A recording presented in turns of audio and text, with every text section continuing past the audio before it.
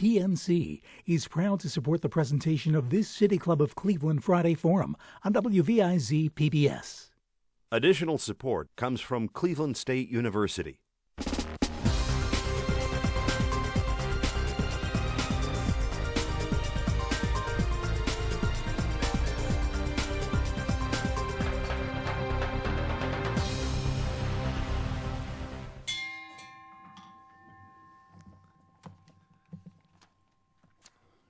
Good evening and welcome to Aloft Hotel and the finale of the 2013 Business Leaders Series. As Dan mentioned, it's been a wonderful year this year, and really want to thank a lot of people in this room for being part of this series. It's been a tremendous year, and listen to different perspectives of top national leaders and international leaders, and the momentum continues to grow. It's an amazing list of different speakers we've had over the course of the last 18 months since we started this in partnership with Inside Business and the City Club, and it's really been quite a run. Just a couple quick highlights because I think it's helpful as we kick off for next year. As Dan mentioned about Sue Helper coming from Department of Commerce, this past summer we had Rex Tillerson really kick off the year, CEO of ExxonMobil, number 2 company in the world, talking about energy in the shale play just to our east. We followed that up with the Chief of Naval Operations of the U.S. Navy, Admiral John Greenert, who shared his unique thoughts on leadership, important skill for business. Dr. Louis Schorsch, a member of ArcelorMittal's Group Management Board, he shared the tremendous news of the company's investment in Cleveland in this room a few months back, and the fact that we have the most productive, efficient steel mill in the world right here in Cleveland. And most recently, we had a great dialogue, as Dan mentioned, with Lars Sorensen, the president and CEO of Novo Nordisk, one of the world's leading healthcare companies. And not to be outdone today, we are proud to add this already impressive lineup by welcoming another international thought leader, John Campbell, President and CEO of the Waterfront Toronto. As Dan mentioned, I'd also like to recognize Kevin Murphy for his dogged efforts from Walter and Haverfield for bringing Mr. Campbell here today. We are really at the cusp of unlocking the true potential of our lakefront to new public and private investment, and it's our honor to have Mr. Campbell with us here today. I can tell you a little bit about him quickly so we can get to the real talent here. The revitalization of Toronto's waterfront is the largest urban redevelopment project currently underway in North America. That's a pretty bold statement. The largest redevelopment project in North America this gentleman here is in charge of. It's also one of the largest waterfront revitalization efforts ever undertaken in the world. The scope is absolutely tremendous. It is expected to take 25 years to complete the redevelopment of more than 1,900 acres. When it is finished, it will create approximately 40,000 new residences and an equal number of new jobs. The man leading this initiative is John Campbell. Before joining Waterfront Toronto in 2003, he was a senior executive at Brookfield Properties. In this role, he led the development of the company's most prestigious property, BCE Place, directing construction, marketing, and leasing of the $1.2 billion award-winning project. Prior to joining Brookfield in 1989, Mr. Campbell held senior positions in the real estate divisions of BIMCOR Incorporated and Bell Canada. He has an MBA from the University of Toronto and a Bachelor of Engineering degree from Carleton University. Please join me in giving a warm welcome to Mr. John Campbell.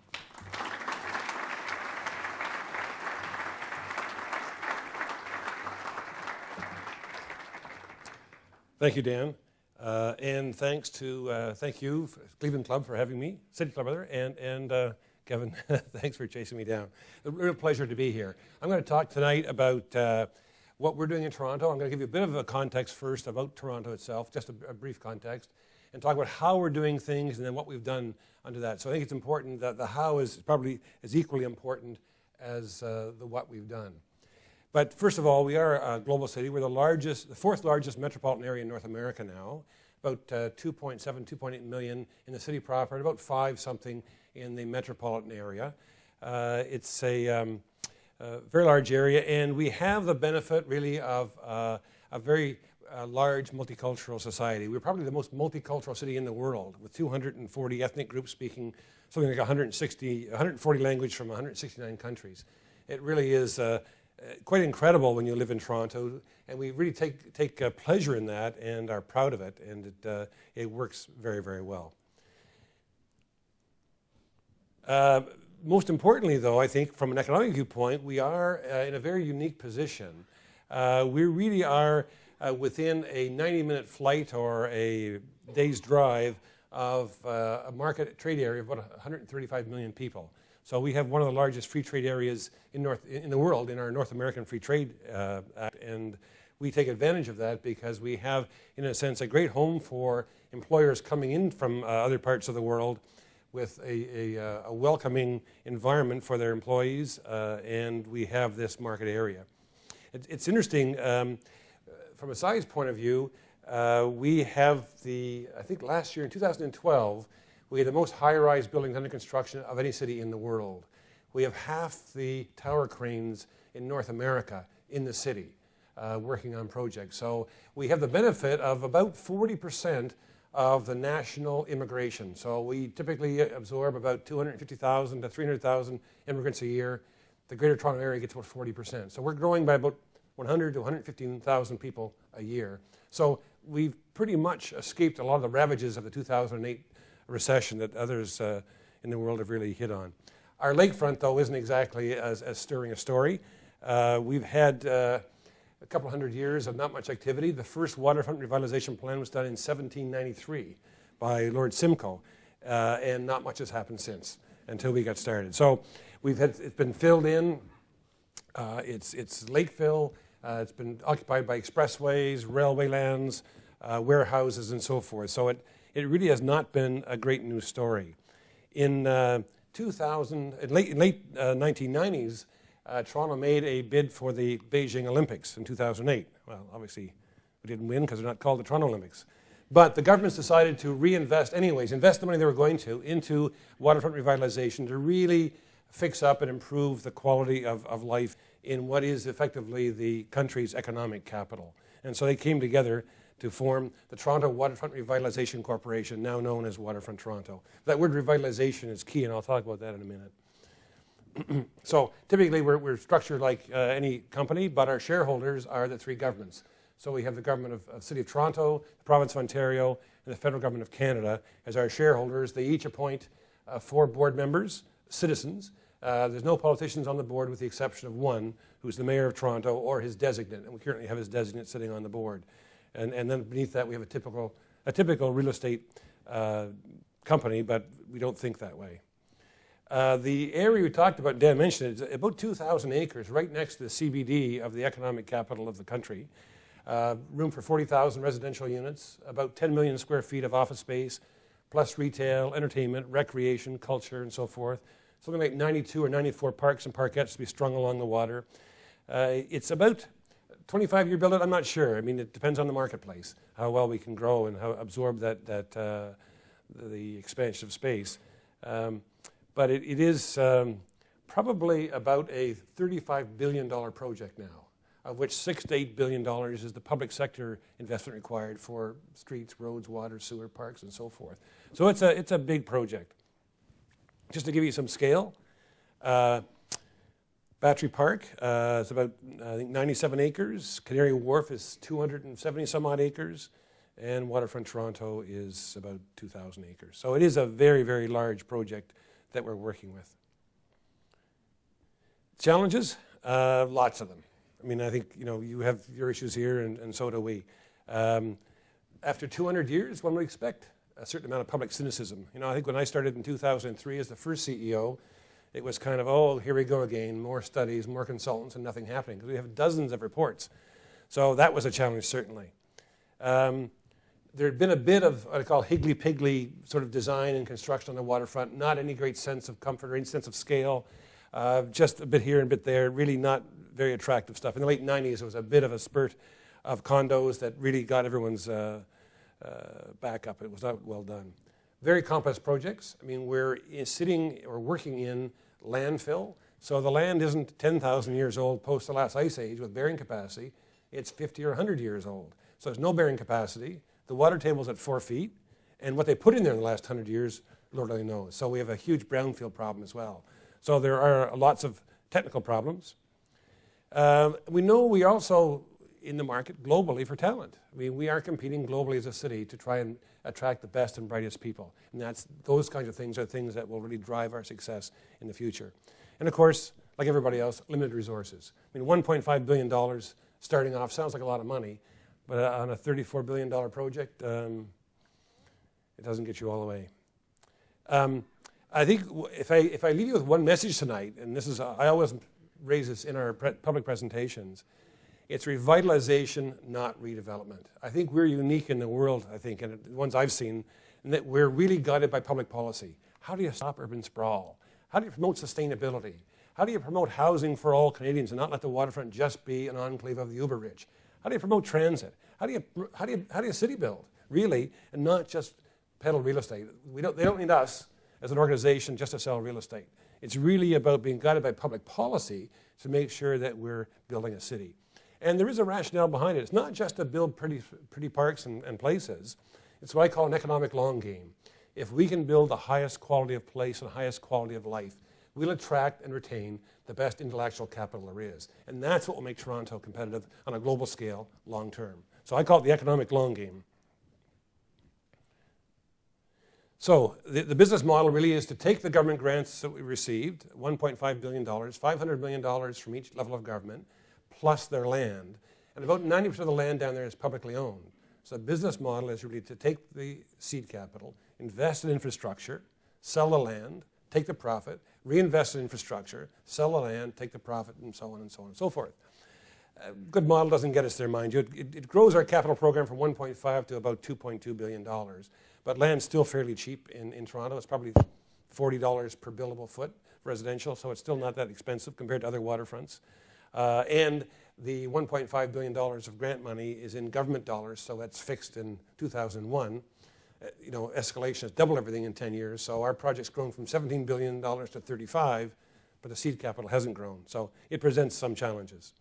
And typically then we go out to the marketplace because these are public lands, they're public assets. We go to the marketplace with an RFQ and an RFP, so request for qualifications to developers, winnow it down, and go to, say, 4 to 6 with a request for proposals, and we measure those proposals on what they provide, not just on dollars. I mean, it's a public asset, so dollars are important, obviously, but probably 40% of the marks are awarded to dollars. The balance is awarded on what's the vision, what are they doing. So we're trying to sell the land for the best value, not just the highest price. Our role really is to master plan the development. We're not building developers. We bring those in as partners. So our role is to master plan the waterfront. We do that through public consultation, and we're very heavy in that. We've been averaging something like 60 public meetings a year because we have so many projects across the waterfront on various topics and various issues in various neighborhoods. It's quite hectic. But what we do is, with the public input, do the precinct planning with outside consultants and our own staff, and then take those plans to City Hall and to planning departments and basically get those turned into zoning bylaws. And typically our zoning bylaws are not density driven, they're built form driven. So we don't care necessarily how much density is there, it's making sure that the built form is appropriate for the waterfront. So we recognize if we want to do that and attract the highest and best talent, the highest quality talent to the city, then we have to create a quality of place, and that's really important. We do it a number of ways. We start off, unlike most developments, we actually lead the developments with public realm.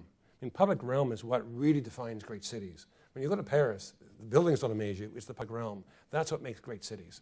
And so what we're doing is leading with the public realm. So typically in most developments, it's promised by a developer and it shows up later, maybe.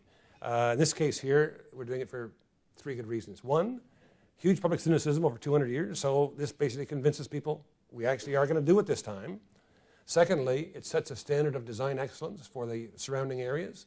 Developers will take advantage of a great high-quality park and build high-quality buildings. And lastly, if we're going to sell the land next door anyways, as part of our business model, it adds value. So it has been working so far. We've built about 24 parks and parkettes so far. We've also learned from looking at waterfronts around the world to ensure that we're driving ground floor animation.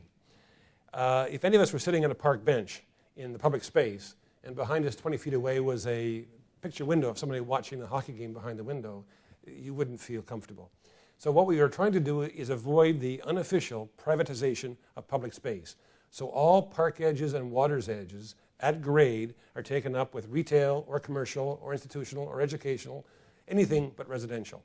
Residential can be on the second floor up, but at grade on those public edges, public spaces, it can't be residential.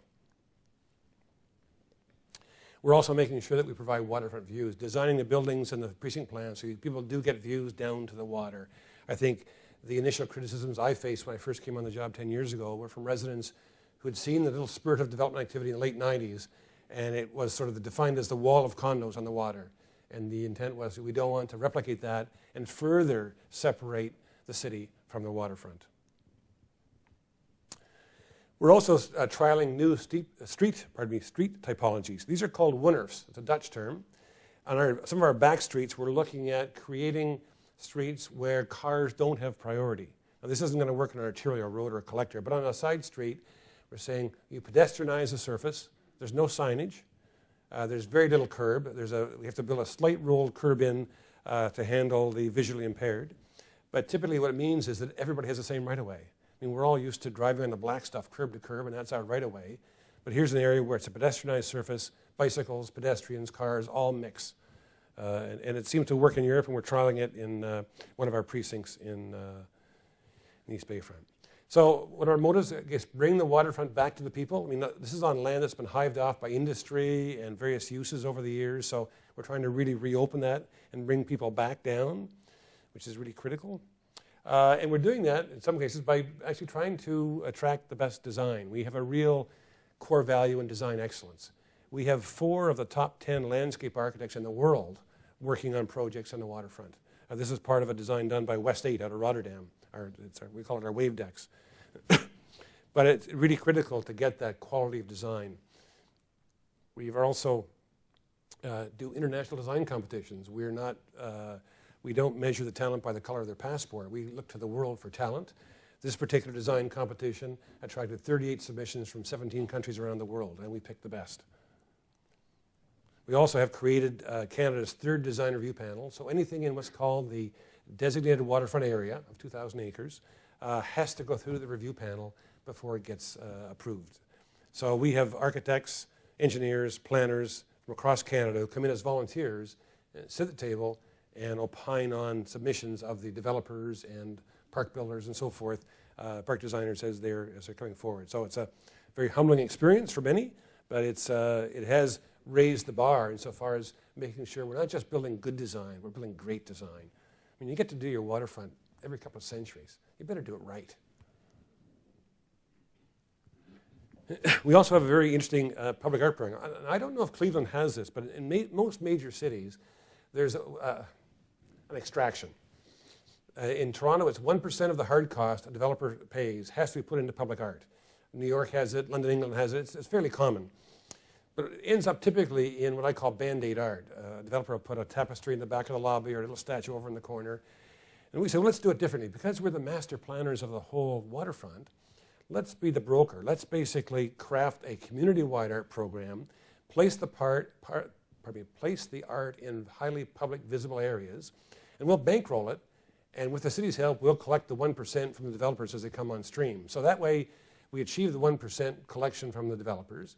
We create a very valuable and a better quality public art program in highly visible locations. It actually flavors the neighborhood as opposed to being disparate Band-Aid art, and it costs the public nothing. We're also trying to raise the bar for sustainability. That is a core value for the corporation. And what we've done is in 2005, we established our sustainability framework. And it's on our website. But we sort of set targets out for each area. And we established at that time LEED Gold. Now, the beauty is that we control the land, regardless of who owns it, whether the province or the feds or the city owns it, we control it. We say to developers, if you want to buy land from us, that's great. But guess what? Your building has to be LEED Gold. And that was in 2005. People thought we were nuts. And we said, well, we may take a hit in the first building or two, but eventually all the boats will rise. And that's what's happened. Nobody would build a building downtown in Toronto now unless it was at least this LEED Gold. There's one underway now, it's going to be LEED Platinum. And since that time, we've also been more specific about raising it. We chose LEED because it was a recognized metric. Gold was a benchmark we thought in 2005 was a stretch, but LEED provides a system of points where the developers can use their technology and their expertise to get the points in the LEED system that they excel in.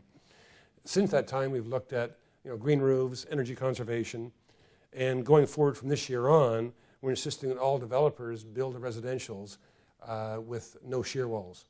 For those who aren't engineers, shear walls are the block walls they put between the residential units to withstand the wind load, the shear load from the wind. The problem is if you sell a 500 square foot unit today with shear walls, it's 500 square feet forever.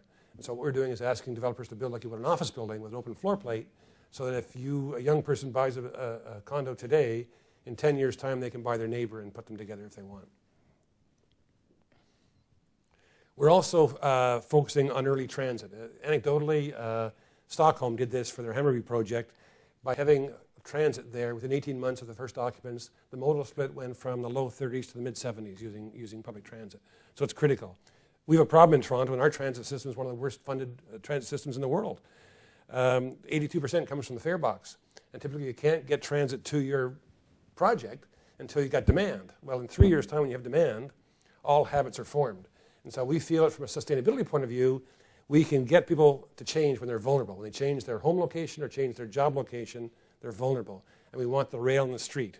So people say, yeah, the rail's there. I don't need to buy a second car or a parking spot or a second parking spot.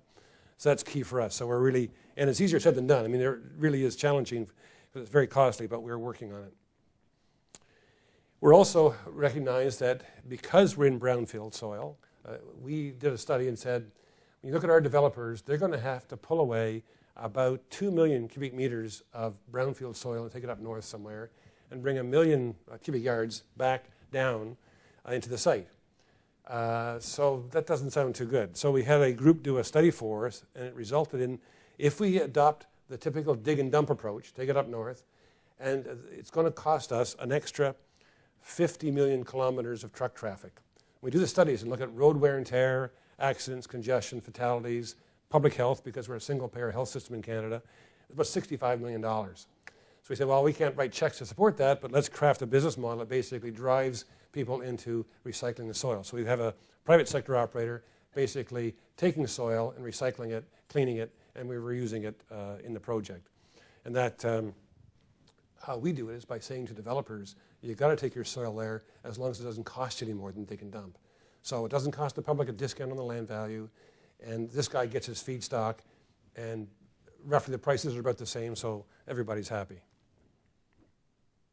We also have a challenge with street trees in Toronto, and typically with compaction and lack of irrigation, they only last 5 to 7 years. This is a system we imported from California. It's called Silva cells, named after the inventor, Mr. Silva. And that white bar in the middle is about a meter, or it's about a yard. And it's a grid work of fiberglass and galvanized steel pipes that create a grid work. There's a lid on top of it, and then you put your sidewalks and road surfaces on top of that. And what it allows for is 30 cubic meters of uncompacted soil for every tree. So those trees should last 50, 60, 70 years, not 5, 6, or 7.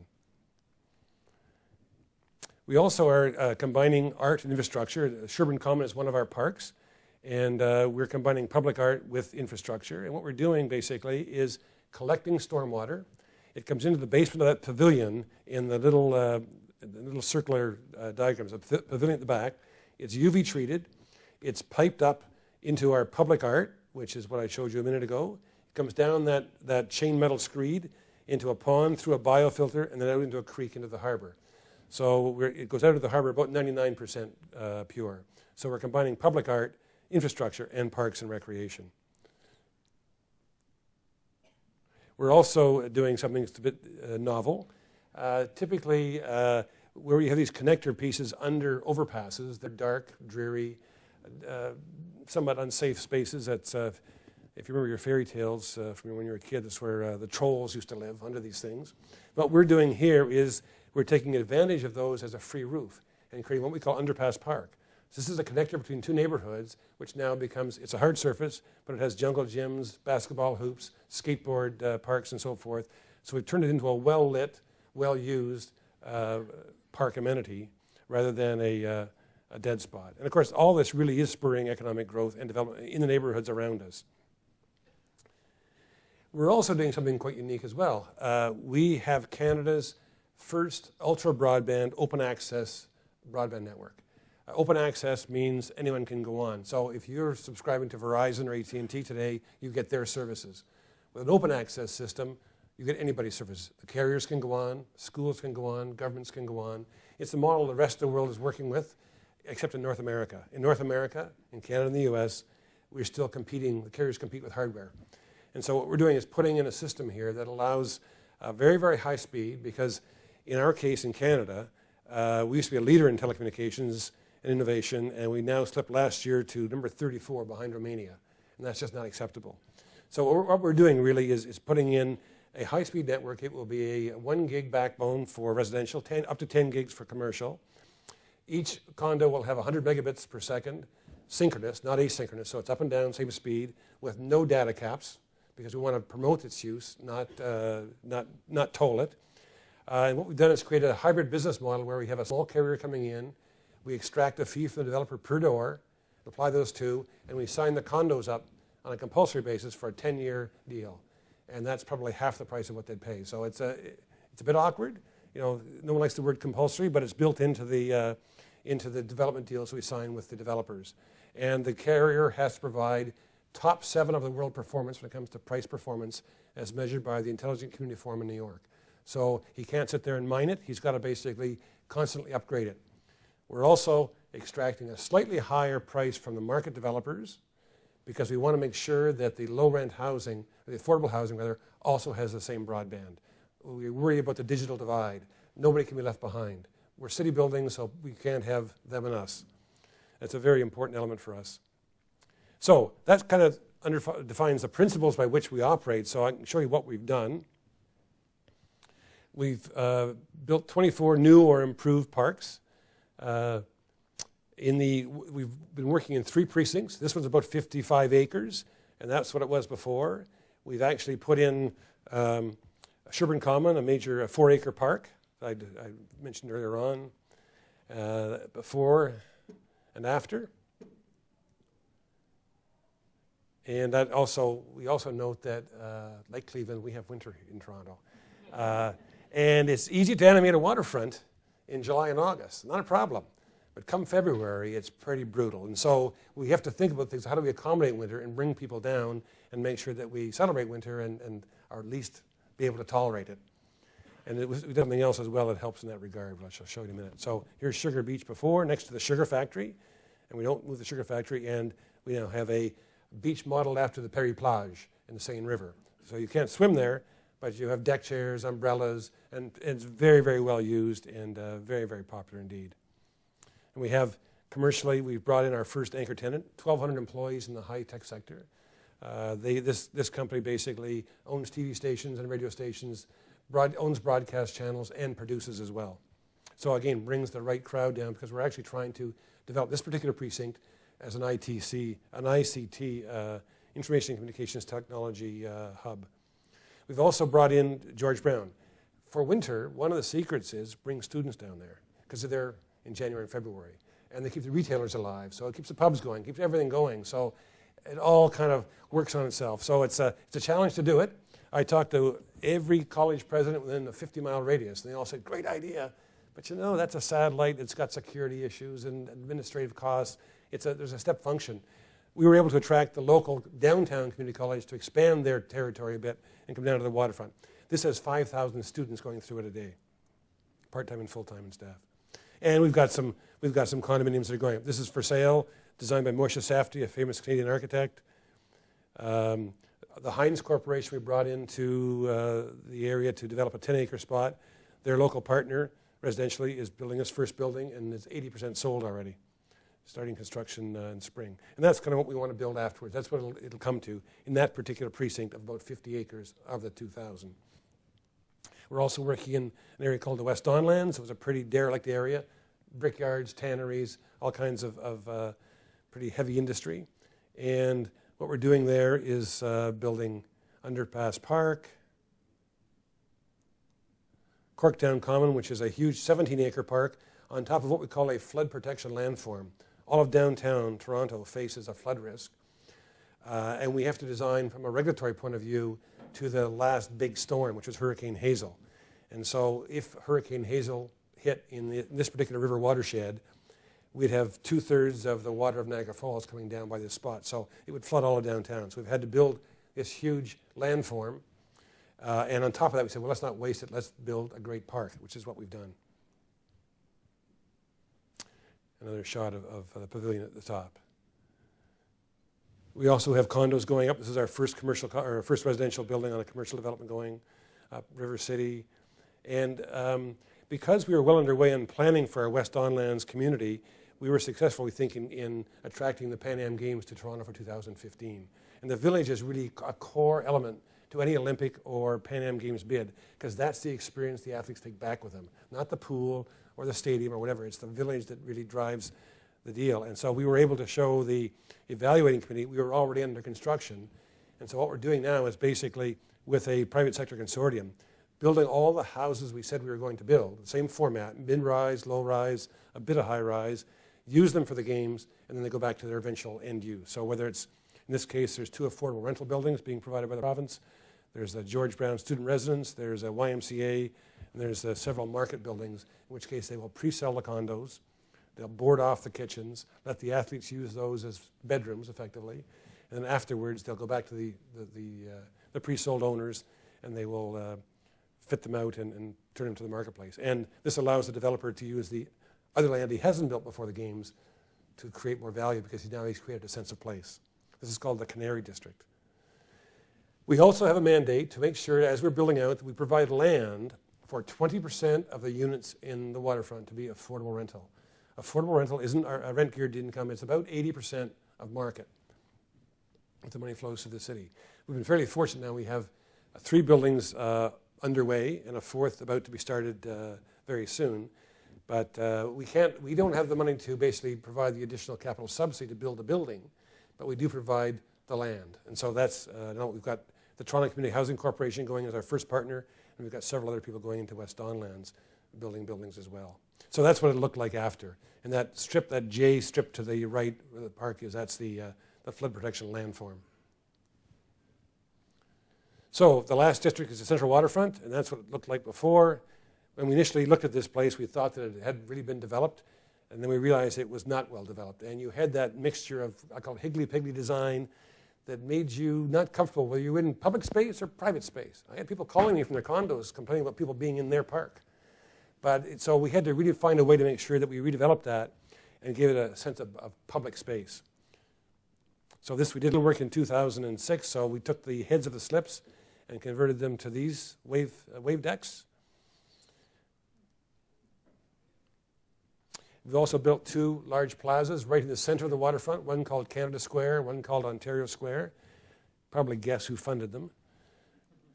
And the design competition that drove all this was won by a firm called West 8 out of Rotterdam. They did the landscaping for the London Olympics. And the concept here was to take what was a 4-lane street, mismanaged, ugly. In fact, it was voted in a New York Spacing blog as one of the 10 ugliest streets in the world, and it was a well-earned accolade. But turn it back to something where we actually take 4 lanes, take the south lanes that are south of the streetcar, and turn those into a linear park. So it'll be about 3.5 kilometers of linear park, granite promenade, twin alley of trees, and take the north lanes and make it 2-way and just do a better job of engineering. So the capacity is actually the same, but we now have what we think will be one of the most beautiful streets in the world. So I predict that when you go to Barcelona, you walk the Ramblas, you go to Paris, you walk the Champs-Élysées. When you come to Toronto, in 2015, you're going to be walking Queensquay Boulevard. So that's what it looked like, and it will sort of look like that when we're finished. We finished in the spring of 2015, and that's sort of the final. So return on investment. We've invested about $1.26 billion of the $1.5 billion seed capital. But that's generated about $3.2 billion of economic activity, and already returned about $622 million of taxation back to 3 levels of government. So unfortunately, the city doesn't get much of that. I mean, mostly the feds and the province get that. The city gets about $40 million of that, so it's not a lot, unfortunately. But that's our actual activity. When you look at the deals we've brought to the table, the private sector developers now, of the deals that we've done, we've attracted another $2.6 billion of private investment coming into that marketplace.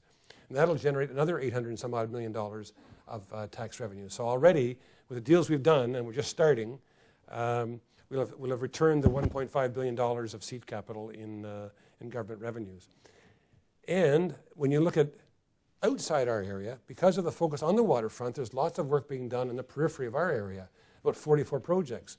And that's about $9.6 billion of other money that's being spent that in some part or other, we can't take total credit for it, but what we've done has acted as a bit of a catalyst to some of them, some more than others, but it's actually driving another $9.6 billion of investment, which generates about $3.2 billion of tax revenue.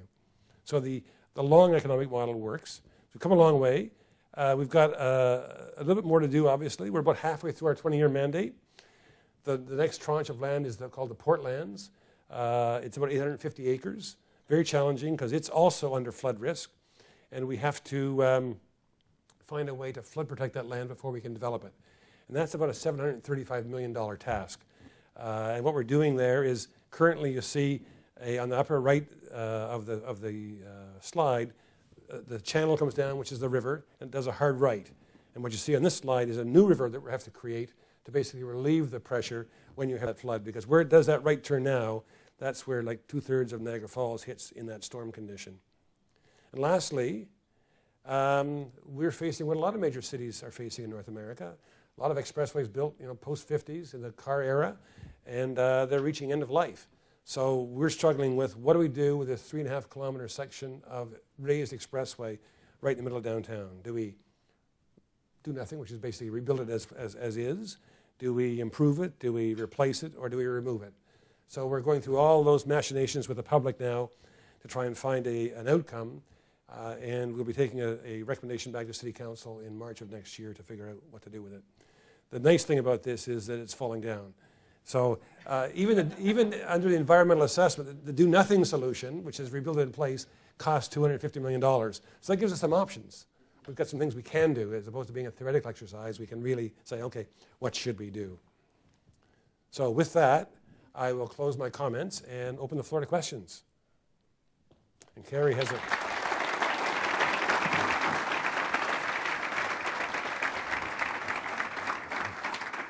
John, I'm going to start with an easy question for you.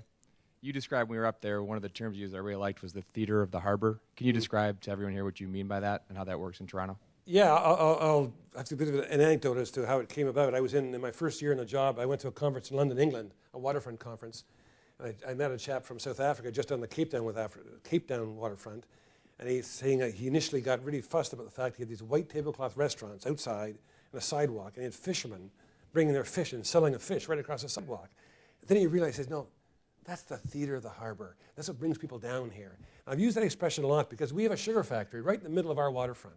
People say, why don't you get rid of it, move it away, buy it out? No, because that's the theater of the harbor. When the boats come in, it's really exciting to see. In fact, the president of Chorus Entertainment, which is right across the strip from the sugar factory, called the president of the sugar factory, I know them both, in a jesting fashion and said, Jonathan, that's the president's name, said, I've got a problem. Every time your ship comes in, I lose half my staff who go to the West Wall to watch. But it's what draws people down to the waterfront. It's important not to lose that industrial grit. So as you're looking at your waterfront, don't raise everything and build condos and sailing slips. That is just, that is soulless. Now, it does create challenges in how you design because you can't put a residential building next to a ship unloading. When the ship comes in, it unloads at 3 o'clock in the morning. If that's when it comes, it doesn't wait till 9. So you have to ring it with non-sensitive uses like, offices or schools or other things. But it really is worth thinking about making sure you don't take the soul out of the waterfront. And you've got lots of activity here. You've got Lakers coming in, all kinds of stuff. It's very interesting.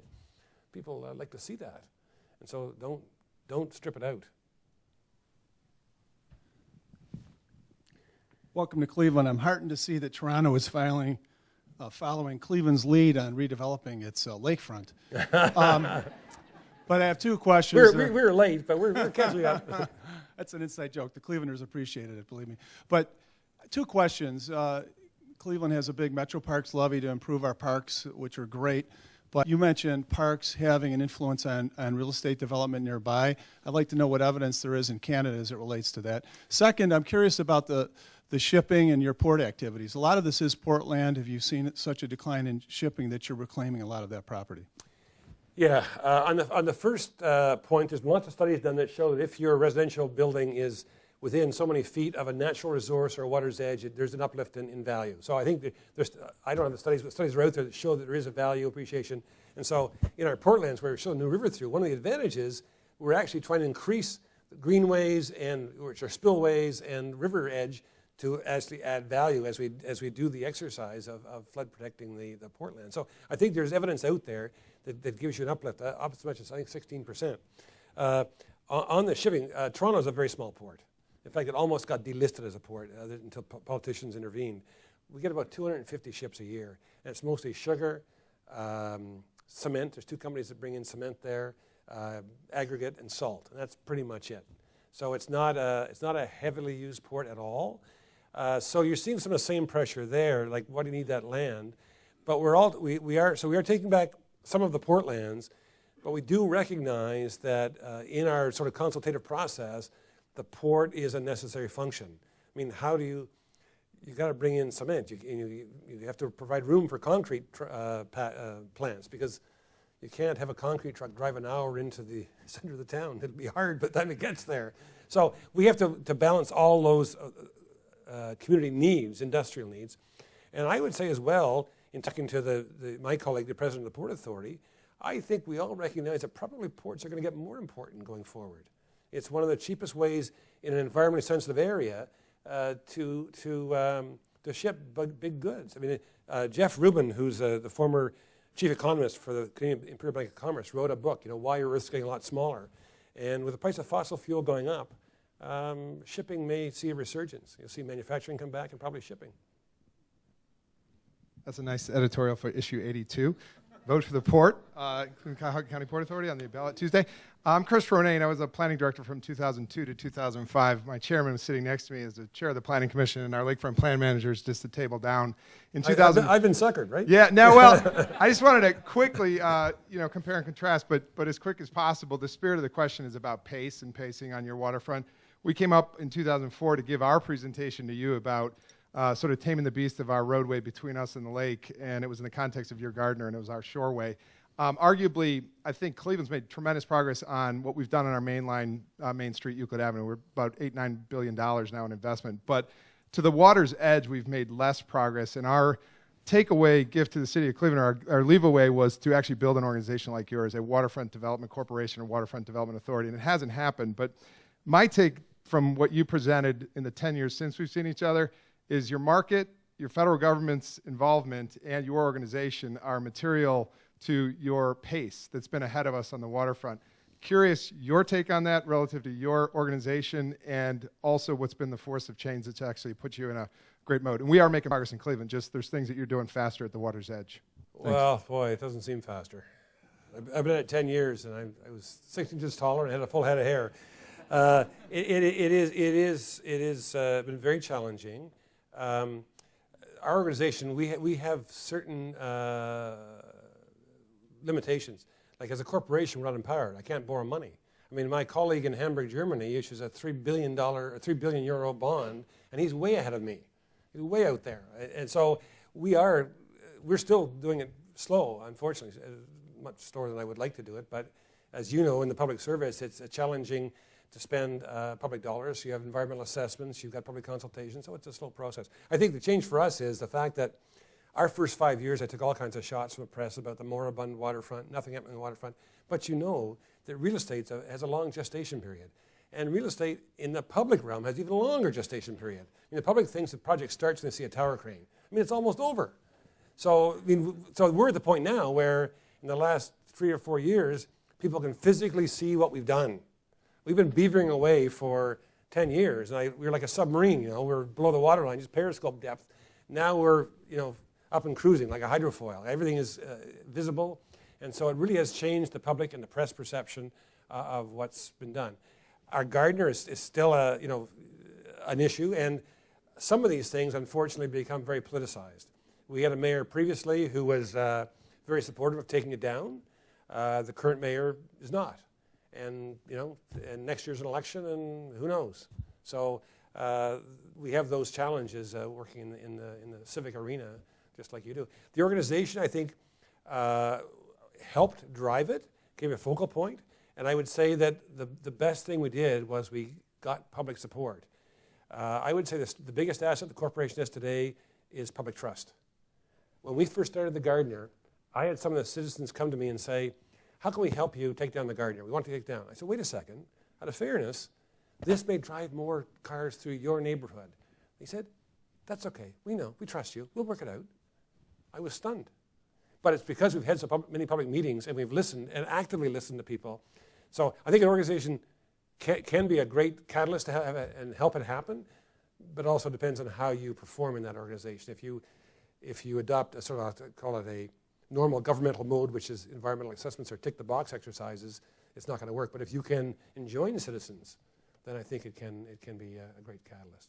And I would argue, and I would argue even at home, if we'd had to do it again, that we wouldn't do it this way. We would have the full powers of a corporation. We have the $1.5 billion of seed capital, but it's $1.5 billion of grants and promises. You have to go and get it. And so you have to go and get it by what are called contribution agreements, which are lengthy and not nimble, can take anywhere from 3 to 6 months to get the money to the project. So the public wants you to be nimble, but the process by which we live by, which is funded from governments, is very slow and archaic. It's taken, the last one I signed took 3 years to get signed. So it's hard to be nimble when you're facing that kind of stuff. But, so I would say, if you had that organization in Cleveland, you want to own the land, you want to control the land, and you want to have the powers of a corporation. You spoke about seasonality, something we deal with the bitter Canadian winds. And in doing so, Well, you blame mentioned... it on us, yeah. You mentioned beaches, and you talked about enhanced student utilization. But my question is how you think about, in a little more detail, the issue of economic density and utilization in terms of meeting the challenges of seasonality from a developmental perspective.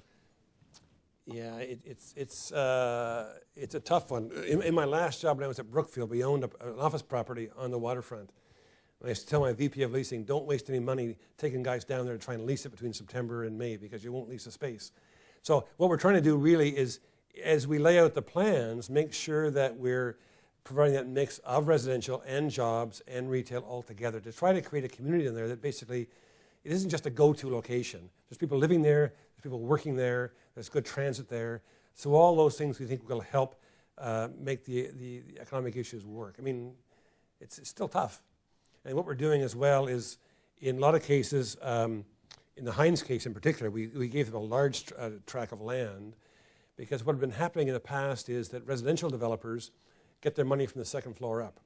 And they were blowing out the retail on grade. So you went down Queens Quay today on the part that was done years ago, and there's probably a nail salon every block, a dry cleaning depot, a donut shop, really not very attractive retail. So what we've done with on our Heinz development agreement, basically insist that they not sell those retail units off one by one, but they have to manage it like one asset. So you have to manage it like a shopping center. So you put the anchors in the right spot that drive the right traffic to make sure everybody survives. So we are mindful of trying to indirectly push the economics so they work. There's lots of little things you got to do. It's a long story, but we are mindful of that and trying to pull the levers the right way without sort of we don't want it to be Soviet-style public engineering, but we are trying to make sure that the private sector makes it work.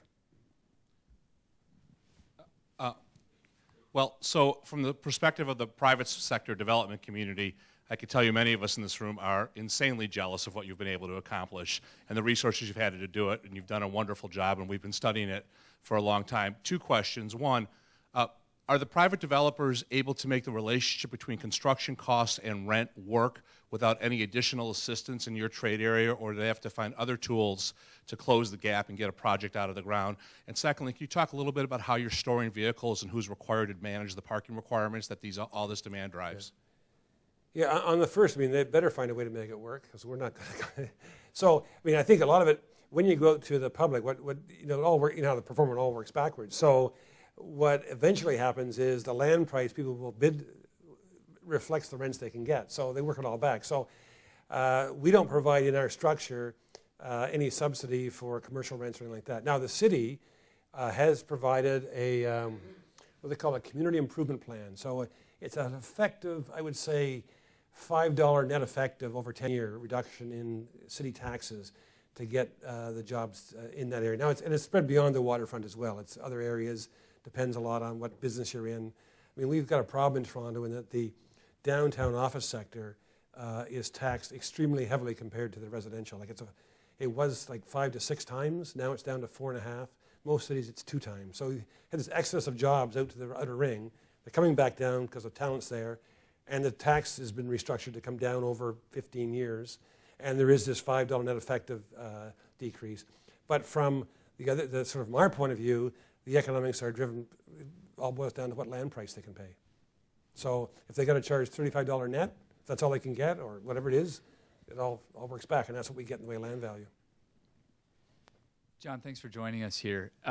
Is this the hook? What? No, not yet. This may be the last one. We'll see how long you take to answer it. You've talked a lot about the importance of engaging the public, the 60 public meetings a year. You're also working with several different governments and government entities, which is a different kind of engagement and arm twisting. And I wonder, to do anything around here, you've got the city, you've got the county, and you've got the state, and then you have a lot of others. I wonder if you could talk a little bit about working with the public sector. Yeah, I came from Brookfield. It was the private sector, and the way I describe it is that, in the private sector, the goals are high, but the path of the mountain is fairly straight, steep, but it's straight. In the public sector, you've got to go around at least 3 times before you get to the top, because you have political agenda, public agenda. I mean, it's very, very complicated. And I think it's why it takes so long to get stuff done, because it is very, very complicated, because in a democracy, there's all kinds of requirements of accountability and transparency, and rightfully so. But working with 3 governments can be challenging. To date, we haven't seen, even though the federal government is conservative, provincial is liberal, and the city would be probably conservative or Tea Party. I mean, but we haven't seen that really affect us. I mean, I've been through, I think, 17 changes of ministers in my 10 years. And I don't know how many changes of government and so forth, and administrations. But typically they come on board and say, well, those last guys weren't very good to you. We should be better partners and help work. I think once people get, and a secret, you get the public on side, you get the press on side, and the politicians lead or follow. But the point is, I think you basically try to make sure that you get the vision that everybody wants. And the politicians, of course, want to support their constituents and make it happen too. So we've had great support from all the political leaders, well, almost all. Look, going back to the issue that the gentleman in the back raised, how are you handling parking in particular and the general flow of traffic in general? Yeah, I'm sorry, I apologize. I only asked one question at a time. I lose track. But yeah, the parking is an issue, because I think if you talk to certain elements of our public, I mean, we have a very socially engaged public, they would argue, make this all a car-free zone. Well, maybe in 30 years' time, maybe not, but that's not practical today or tomorrow morning. So what we're doing is really, we've built some parking garages ourselves under the plaza. So Ontario Square and Canada Square has a 308 unit stall parking garage built underneath of it, and that money goes to support the local cultural organization. And the developers who are building typically are building out more than they need. I mean, in that area, you got to go down 4 floors or not at all. The water table's at 4 feet, you're in mush, you actually have to go down and dig out and build a bathtub effectively, a waterproof bathtub. And so most of the developers are finding that they're having to build more stalls than they actually can sell. And so we see a lot of public spaces coming on track because they have to overbuild effectively more, because condo buyers in some cases don't want a parking spot. We've seen our first condo built in Toronto with 0 parking. First one, and now it's tied into a subway stop, but still, that's, and the city standards are finally coming around to changing. The hook is coming.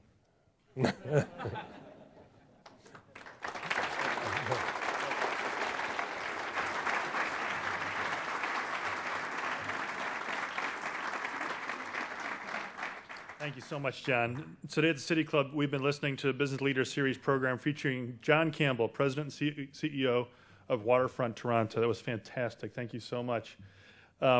We really appreciate you being here, and really the design of this series is that you stick around afterwards and have more food and drink and talk about what we heard today. Really, this is by design what we want this to happen, or have happen, is post you have this ongoing conversation until we have the next one. And so we're delighted you're here. We hope you'll join us in 2014 on January 10th. when the Business Leaders Series continues as we welcome Susan Halper, Chief Economist of the U.S. Commerce Department, to share her economic outlook for 2014. Thank you, ladies and gentlemen. The program is now adjourned.